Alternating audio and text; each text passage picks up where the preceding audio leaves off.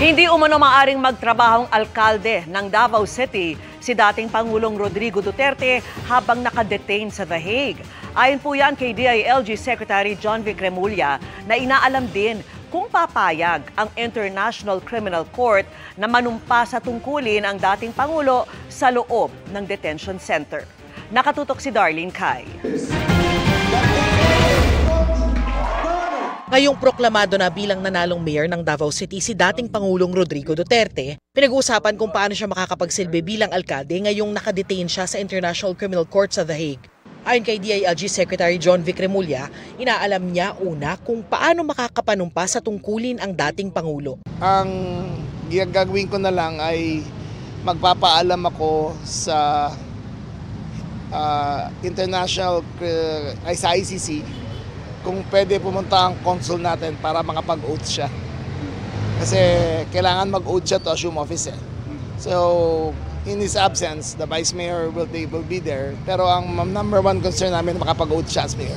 Pero ang tanong, maaari ba siyang magtrabaho mula sa detention center sa the Netherlands? Ayon kay Remulla, hindi. Kailangan at physically present kayo. So in incapacity na hindi niya kayang magsilbi, ang Vice Mayor muna. Kaya pagdating ng June 30, ang anak daw niyang si Sebastian Duterte na nahalal na Vice Mayor ang tatayong alkalde.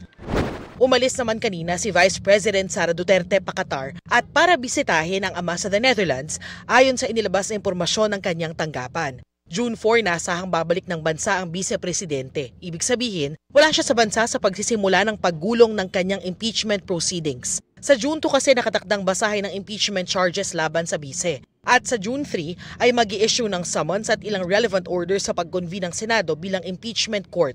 Ayon sa isang constitutional law expert, hindi obligado ang Vice na dumalo sa mismong trial. Pwede ho namang i-represent siya ng kanyang mga abogado.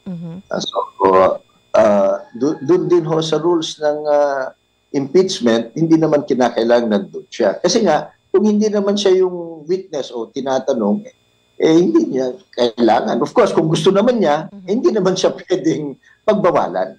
Para sa GMA Integrated News, Darlene Kai, Nakatutok, 24 Oras.